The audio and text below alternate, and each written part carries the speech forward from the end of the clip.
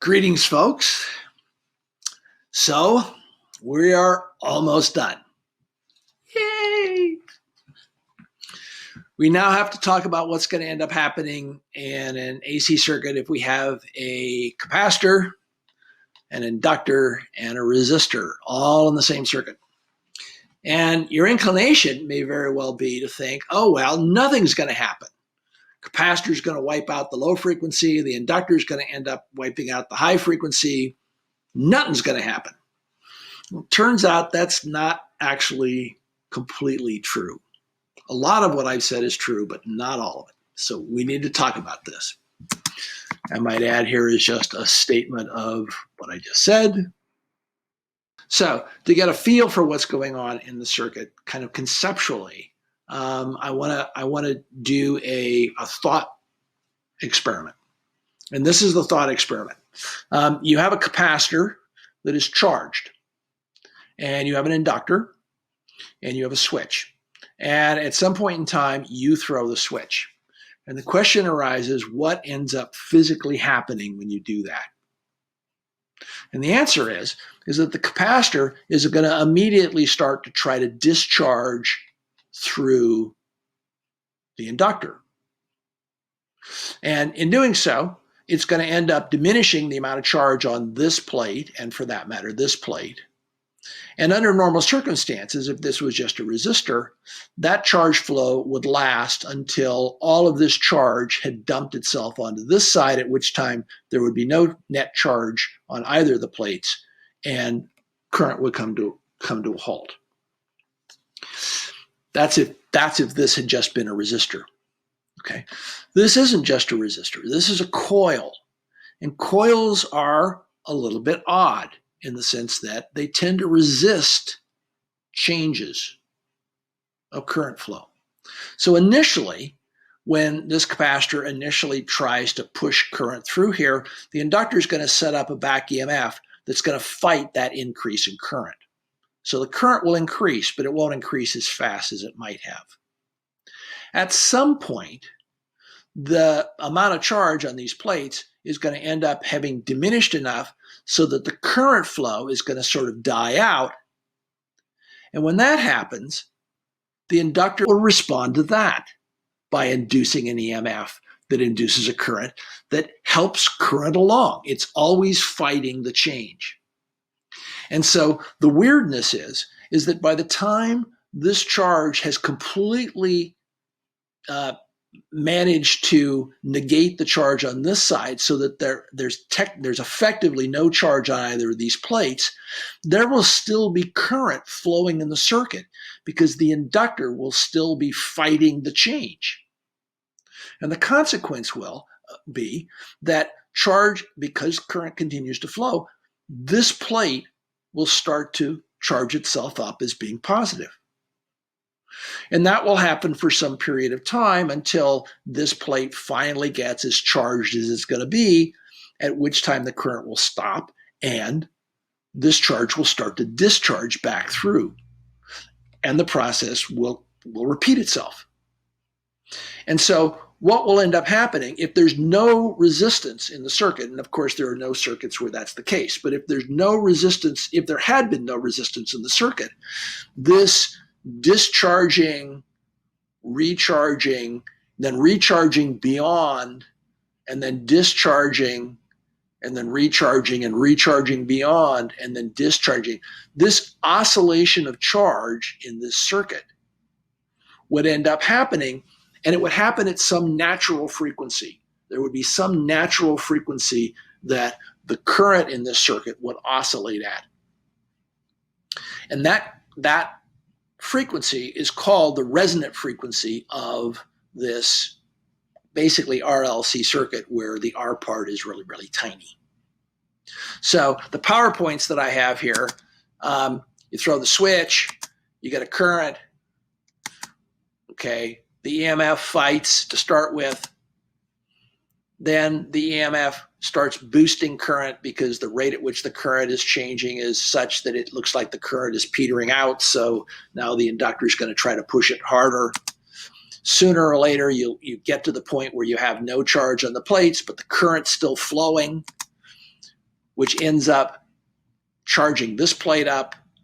Sooner or later, you get to the place where the current stops, at which time this charge starts to discharge itself, and you get this oscillation of charge.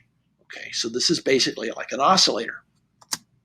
And there's this resonant frequency, a natural frequency, that is governed by the size of the capacitor and the inductor that this occurs at. So there are two distinct ways to sort of explain or deal with this oscillatory phenomena having to do with these RLC circuits. And one of them has to do with messing around with Kirchhoff's law, which we will do shortly. The other, though, is the one we're going to deal with first, and that has to do with what are called phasor diagrams. And phasor diagrams effectively graph the resistive nature of the elements that are in the circuit, but they do it in a very specific way. The elements that don't throw the voltage out of phase with the current, which is to say the resistors, they're graphed along the x-axis. The elements that make the voltage lead the current by a quarter of a cycle, which is to say the inductive reactance, the inductors, that's graphed along the plus y-axis. And the resistive nature of the elements that make the voltage lag the current by a quarter of a cycle, they're, just to say the capacitive reactance, that's graphed along the minus y-axis. And what you do is once you get done doing all of that graphing, then you vectorially add everything up. And so here is kind of a statement of all of what I just said. And if you want to take a look at this again, you can pause and read if you wish. But actually following along with the action.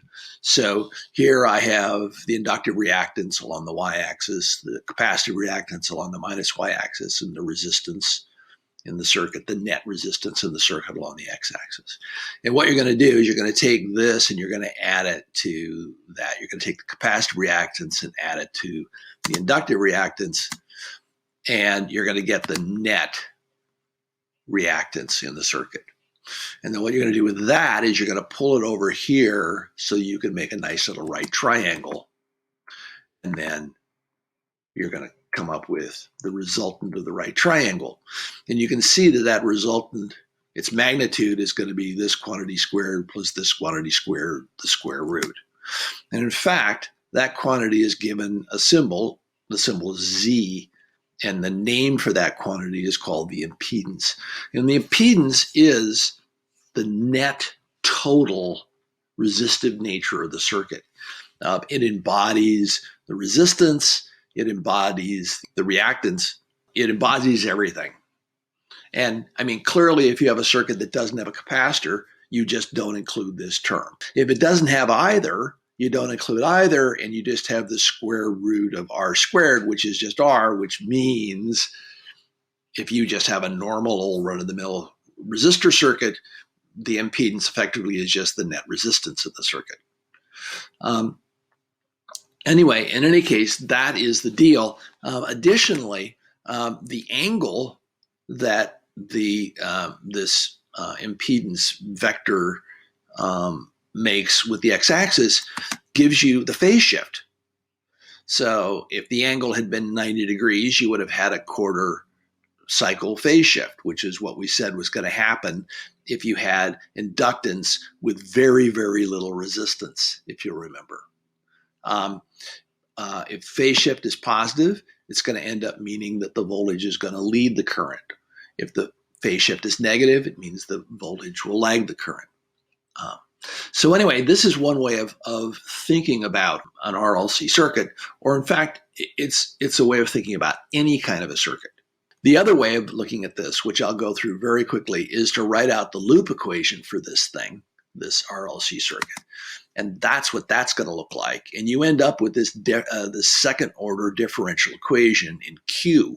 If you solve that for Q and then figure out what I is, as a consequence, you're going to end up with a voltage term on top, which is going to have a sine or a cosine in it, and some net resistive nature term in the bottom, and lo and behold, that net resistance term is going to look like this. Okay, so this is the inductive reactance, and this is the capacitor reactance, and we're right back to the same relationship that we got with the phasor diagrams. Things to notice: Ohm's law works just fine, except in reality, Ohm's law really should be written as the RMS voltage equals the RMS current times the impedance in the circuit. If you don't have capacitors or inductors, you just equal to V equal IR, which is what you have come to know and love as Ohm's law. Interestingly, the impedance will be a minimum, which means the current will be a maximum, when the frequency dependent part of the impedance goes to zero, which is to say when this quantity, the inductive reactance, equals the capacitor reactance. If you write this out and solve for the frequency that this happens at, you will come up with this relationship, which interestingly is related to L and C. This happens to be that resonant frequency that we were talking about when we were talking about this natural oscillation of charge in an RLC circuit. This is giving you what the frequency response looks like. At the resonant frequency, you actually get a nice proliferation of current in the circuit, and that's that oscillation. And in fact, you're probably going to see a video on this a little bit later. I'm probably going to go into the lab and actually show you this happening with the circuit. What you're going to find is this graph isn't usually quite so pointed. Usually it sort of does this kind of a thing. It's more of like a bell curve-like looking thing. But the idea is that it's centered around this resonant frequency. Important points. Frequency response characteristic is going to be really important when we talk about radios, which we'll talk about in a while here.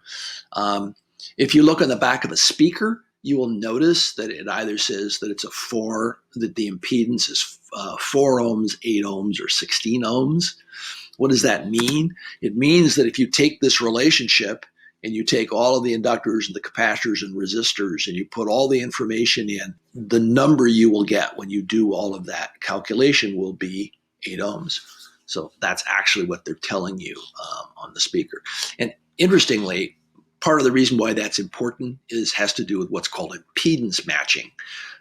If the impedance of the output of your stereo system doesn't match the impedance of the input of your speaker, you will get a bounce back of the signal. You won't get a nice clean transmission of the signal from the stereo system to the speaker. So you have to do what's called impedance matching. And to do that, you need to know what the impedance of your speaker is. The way they do impedance matching is with transformers. You can be clever with the output of the tuner and actually match the impedance between the two. It's really kind of cool. And then the last thing I will point out, which I've already said, is that the angle of the phase shift tells you whether or not the voltage is leading or lagging the current. So this is just a kind of a graphic representation of what goes on here, the voltage relationships, frequency responses. This is current for RLC circuit. And then we're back to our table. If you remember, I said that the table, we were going to fill it out. Well, here it is. RLC circuits, their symbol for the resistive nature is impedance. It's Z. Its units are ohms, which you'd expect. Here's the relationship. Minimum Z gives you maximum I. It happens at this resonant frequency quantity right here, which means that as a filter, it's not a high or low pass filter, but it does pass a very specific frequency, or at least in that range. Phase shift depends on what the reactance quantities are. I'm not too sure what that's doing there. Probably shouldn't be there, but if theta is positive, V leads. If it's negative, V lags. So anyway, that pretty much sums up what's going on with an RLC circuit. So hope you enjoyed it.